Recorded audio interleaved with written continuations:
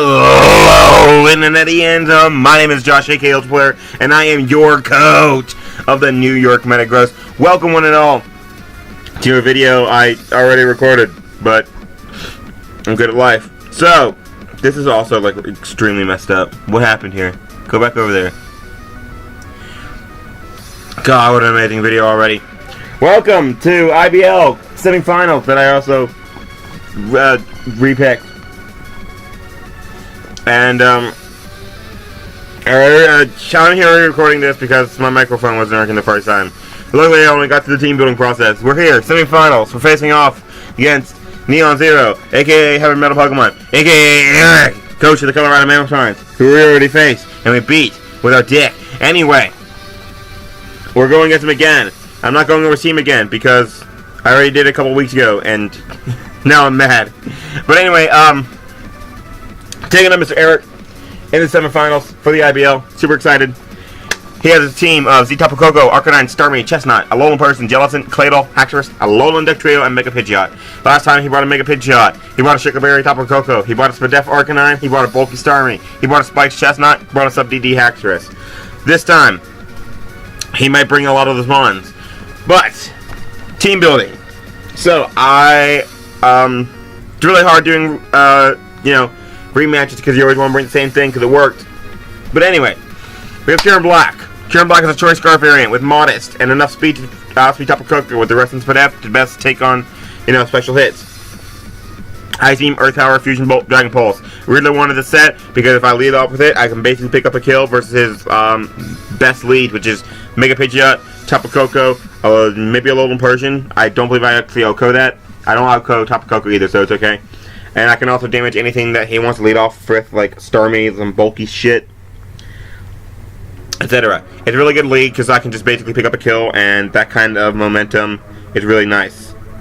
Well, I mean, he'd get momentum on me because if I kill something, he'd be able to act upon it because I'm Choice Scarf. But having being able to start the battle off 6-5 is just amazing. So Ice Beam is really good for the Chestnut, the Claydol, the Mega Pidgeot, the Haxorus, the Alolan Duck Trio. I mean, I'd probably click Earth Power versus it, but Ice Beam also works. And the Alolan Persian. Earth Power is there for the Tapu Koko, the Arcanine, and again, kind of the Duck Trio. Fusion Bolt is there for his two water types. And, Electric Train is up, Mega Pidgeot. And then Dragon Pulse is there so I can lock myself into a stab move that isn't going to get me walled by water types. He has no Fairy, and his only Dragon Resist, I believe, gets 2 KO by Dragon Pulse anyway, so, woo!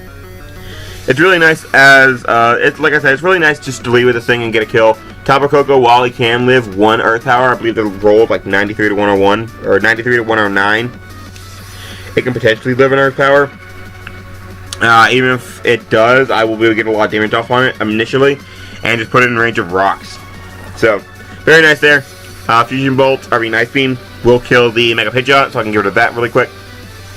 And I just really like having this. The next one I wanted was my Rabombi once again because it's just so good versus him. He only has 2 Fairy Resist and 1 gets 2 KO by a Spectrum Boss anyway, and that's Rabombi. But I wanted Rabombi to also be able to kill the Arcanine somehow, so enter Nature Power. It's the only move I found that could actually 2 KO the Arcanine, but it also is really nice because it will kill the Mega Pidgeot. In any general scenario, if you have Mega Pidgeot versus Rabombi, you're going to stay in and click Hurricane, because if you know the calcs, you'll know that the only way Rabombi is actually going to be doing any kind of good damage to you is if it's Specs, which I am. But you'd stay in just to be able to fire off a Hurricane, and that's where Nature Power comes in. If it becomes me versus that Mega Pidgeot, I can click Nature Power, and if I have Electric Terrain, or if he has Electric Terrain up, it'll turn into Thunderbolt, and with Specs and the Electric Terrain, it'll actually OHKO the Mega Pidgeot and 2 KO the Arcanine. So that's fun. I have Sticky Web on there just in case I feel the need. I can get it up at any given time. Sticky Web is really nice, just so I end up in the best position possible when it comes to like speed tiers and everything. So I have max speed instead of speed creeping a Mega Pidgeot, because if he predicts me to speed creep that Mega Pidgeot and speed creeps my speed creep with his Tapu Koko, I want to be able to outspeed that. So that's really annoying and weird and complicated, but that's who I am. It's probably not going to happen, but on the off chance it does, I'm ready for it. And that extra little bulk, like that 12 extra EVs in bulk, wouldn't have really done anything anyway. So I'd rather just run max speed on the off chance I can outspeed that Tapu Koko. So the next one we're going to be bringing is going to be my Metagross once again, except instead of Electric MZ, I'm going to be Assault Vest. And I'm going to be kind of slow. I'm going to be slower than his max speed Arcanine and his max speed Haxorus. But one, I have one of the best answers to Haxorus in the game in Skarmory. And last time I didn't do anything, so I don't think he'll bring Haxorus again. And Arcanine was defensive, and I definitely expect defensive again because it's, you know, really good versus me. So, Nectar Cure has Assault Vest. That's going to allow me to pivot in on the Mega Pidgeot better, as well as Tapu Koko to an extent, if I don't decide to pivot into my Mega Venusaur on it. I have Thunderbolt and Volt Switch, very standard. Of course, I'm just going to be clicking those moves as much as possible, unless he has brings one of his ground types. Overhate hits the Chestnut and the Duck Trio, and the Signal Beam was there for the... It's a thing. What is it? It's called Claydol. It's there for Claydol. So, very nice. I invested a lot in Spadef so I could, you know, boost the effectiveness of the Assault Vest and take hits as best as possible from those two Mons. Next Mon we have is Mega Venusaur, Toxic Protect, Giga Drain, and Synthesis. I have Toxic because I want Toxic the Arcanine on the Switch, or the Chestnut, as those are the best switch-ins. Even the Pidgeot would be nice. Protect is there so I can stall out Toxic turns, get more damage off. Scout if he's going to be Choice Locked, and then also burn his Flying EMZ on the Tapu Koko. Should he decide to bring that. Giga Drain is nice for breaking down his waters, and Synthesis is there for staying healthy. My Bulk is just generically there to take on as much as possible. I basically take on, unless it's offensive, I even take on Claydol. So the only things he has to really threaten me is Z-Brave Bird, Mega Pidgeot Hurricane, and then Starmie Psychic. So, very good amount to be bringing. I'm going to skip Slowking real quick, and I'm going to go into my Skarmory. So Skarmory is here as the same set that I brought last time, except instead of Taunt, I have Stealth Rock. I beat Haxorus 1v1. I just pivot in generally on his physical threats, and I can get up rocks. So, Slowking's my win con, Expert Belt, Trick Room, Skull, Shadow Ball, and Ice Beam. You'll notice with this coverage that there's only 2 Mons on his team that don't get, you know, I don't do extra damage with the Expert Belt, and that's Alolan Persian and Tapu Koko. Everything else, Skull, Shadow Ball, Ice Beam hits super effectively, and Tapu Koko I plan on weakening with my Kieran Black. Alolan Persian I don't even expect to come. So once I weaken everything into the range of this set, I can just Trick Room up and kill something. The 100 Spadef allows me to take a uninvested or an unboosted max special attack Thunderbolt from the Tapu Koko, and allows me to get up a Trick Room on that and potentially win the game. So I also get a Trick Room up versus just about everything other than like offensive Woodhammer, Chestnut, and like maybe a Alolan Persian. If I have the Bolt to take on like any one hit, just Trick Room up and finish stuff off. Skull's good for Arcanine and the Claydol and the Duck Trio, while Shadow Ball, and also technically Tapu Koko because that's what I click versus it, and the Alolan Persian. Ice Beam is there for the Haxorus and the Chestnut and the Mega Pidgeot, and then Shadow Ball is good for the Starmie and Jellicent, and that's it. So overall, I'm very happy with this team. You know, I think this is definitely the team that could lead me to victory. It's very offensive, but, you know, that's what we're going to rock out with. Skarmory is always nice. But let us move on to the actual battle. As you can see, he's going to bring his Tapu Koko, his Chestnut, his Arcanine, his Mega Pidgeot, his Claydol, and his Starmie. Very similar team to what he brought last time, except no Haxorus, as I predicted. So, very happy with that. But let's let us get into it. So, leads, very easy for me to decide what I'm going to lead with, as I decided during my team building process. And as I'm going to leave my Kieran Black just to try and catch the Pidgeot or the Tapu Koko and be able to knock it out as soon as possible. So, Pokemon Trainer Zero is going to challenge me, and he is going to lead off with Kokohana, which is going to be the Tapu Koko. I'm going to brainlessly click Earth Power because that's what I decided on. I take a Dazzling Gleam unless he specs, and I can either do a lot of damage or knock it out immediately. So, here I actually didn't brainlessly click Earth Power because I forgot about something in prep, and that was if he leads Tapu Koko versus this thing, he'll know that I'm faster because Terra Volt will activate first. So I thought about it. I still clicked Earth Power and just said maybe he won't see it. Hopefully he won't see it, and he doesn't see it. So I'm able to get this Earth Power off. do a lot of damage to it, and I actually immediately find out that he's Assault Vest. There's no way that did so little damage without being Assault Vest. He gets damage off on me on Dazzling Gleam, and here... so, I'm so glad that he didn't notice that, because that ended up being... I'm just so glad that he didn't notice that, because that ended up allowing me to get all that damage off on top of Coco, and it being Assault Vest is really, really scary, because that would have needed a lot of damage to be in range of Slowking. So, here, because he now knows I'm Choice Guard and locked in Earth Power, I know he's going to go out to either Claydol or Mega Pidgeot, or maybe even the Chestnut, and because of that, I want to act upon that. So, I think, obviously, I think the most likely is going to be the Mega Pidgeot, because it's an offensive answer, and he could also U-turn out.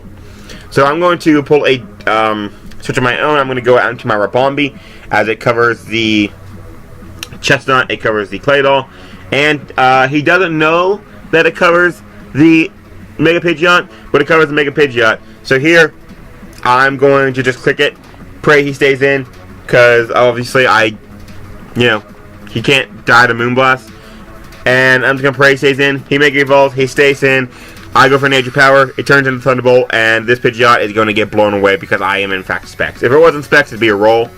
But on Specs, my Mega Pidgeot goes down, huge threat, immediately dead, and now I can use Manectric to best just check the Tapu Koko, which is beautiful. He's going to go out to the Tapu Koko here. I know I don't take a hit here, and I want to save our Bombi, so I'm going to go ahead and go out into my Manectric, which is just my now a dedicated switch into this. Thunderbolt's going to come off. He's going to give me a Lightning Rod, and here I believe I pull a misplay by going for by predicting him to switch out to the Claydol. So I go for Signal Beam, which is fine. I thought it also 2-hit KO the Tapu Koko since I was at +1, but unfortunately I was wrong. And now Electric Terrain leaves, so that's unfortunate. But he's going to go for U-turn here. I believe this time I go for the Volt Switch, as he beautifully predicts me to go for that. Goes for U-turn and goes out into actually Arcanine instead of the Claydol. So he goes into Arcanine, and I go for the Thunderbolt, and I'm actually able to get a lot of damage off on this thing because I am a +1 due to the Lightning Run. Very, very nice. This is just a really good threat versus him right now because I'm just being a +1. But he goes for Extreme Speed. I know that Extreme Speed would knock me out if he went for it, but I'd rather him knock me out and maybe be able to get Switch Initiative and then keep the pressure up on this thing than anything else. I wanted to make sure that he could not Morning Sun, so I stayed into Thunderbolt. I'm going to go into my Slowking here, because going after my Slowking is my best way to pressure this. I need to keep the pressure on this Arcanine so that he can't Morning Sun, because if he Morning Suns, then this Arcanine becomes a huge issue. So I go out to Slowking to pressure it with Scald. I could potentially Trick Room up here and start doing a lot of damage, but I'd rather just, start pressuring, just like use it for general pivotness right now. I'm going to go for Scald. It's okay if he goes into Chestnut, because if I get the burn, I can take any hit from this thing and kill it with Ice Beam afterwards. And if I don't get the burn, I can switch out accordingly because I have many checks to this thing. So I'm going to switch out here. I'm going to go out into my Skarmory. I don't have to worry about this thing getting weakened because he does not have the